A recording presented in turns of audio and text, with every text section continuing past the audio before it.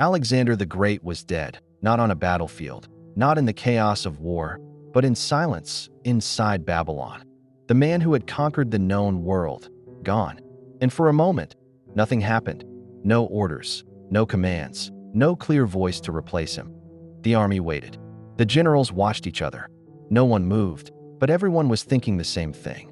What happens now? Because this was not just the death of a king. This was the removal of the only force holding an empire together. For years, Alexander the Great had been more than a ruler. He was the strategy, the authority, the final decision in every moment of war and peace. Now there was no decision, only silence. And in that silence, something dangerous began to form. Not rebellion. Not yet. Something worse. Uncertainty. Because when an empire loses its leader, the next war does not begin on the battlefield. It begins in the minds of the men left behind. The empire Alexander left behind did not collapse immediately. On the surface, everything still existed.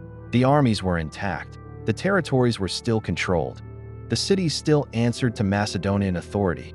But underneath, the structure was already breaking. Because there was one critical problem no one could ignore. There was no successor. No chosen heir ready to take command. No system designed to transfer power. No agreement about who should lead. Only uncertainty. His unborn son could not rule. His half-brother could not command. And the empire itself was too large, too complex, too unstable to exist without a single controlling force. This created a power vacuum. And in war, a power vacuum is more dangerous than any enemy. Because an enemy comes from outside. This threat came from within.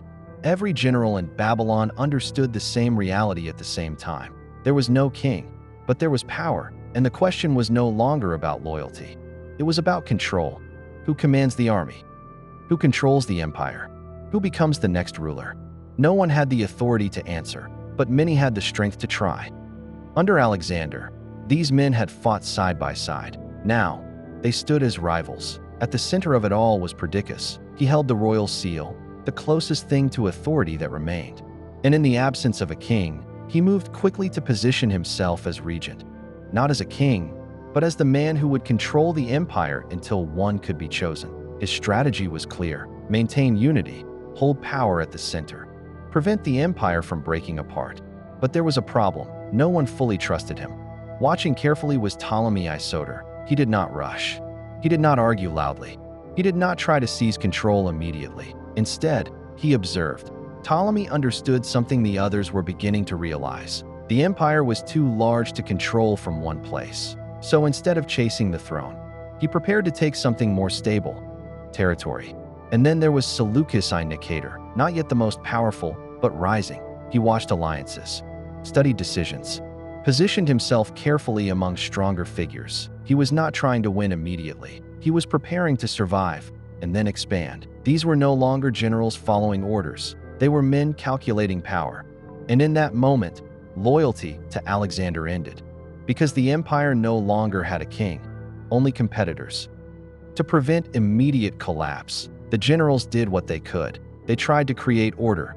Inside Babylon, negotiations began. Arguments, agreements, compromises, and eventually, a temporary solution emerged: a shared rule. The empire would remain united, for now. A symbolic king would exist, and Perdiccas would act as regent, managing power on behalf of the throne. On the surface, it looked stable. The army accepted it. The generals agreed, at least publicly. The empire appeared to continue without interruption.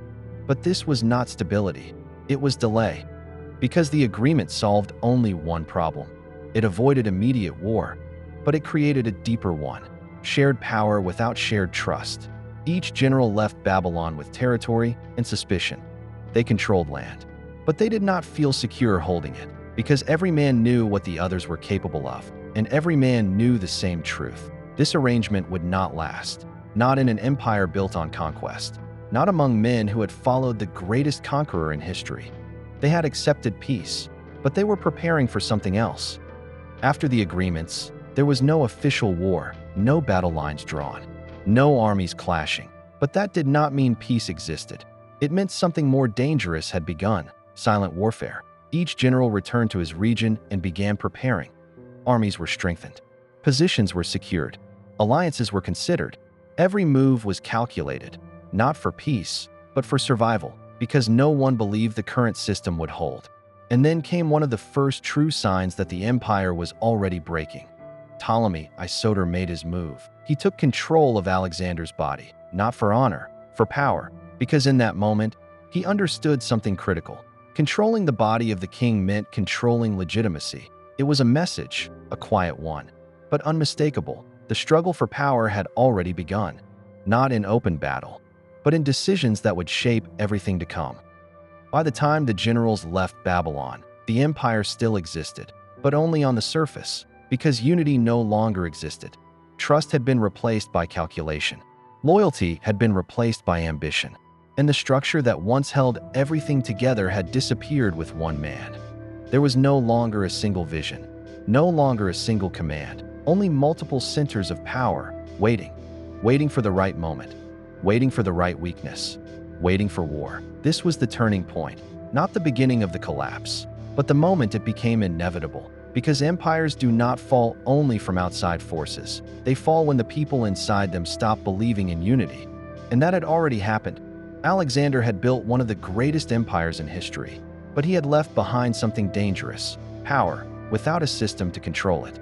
And in war, that never survives. You want to see how this tension turns into full-scale war? Subscribe now, because in the next episode, the generals stop pretending, and the real battle for Alexander's empire begins.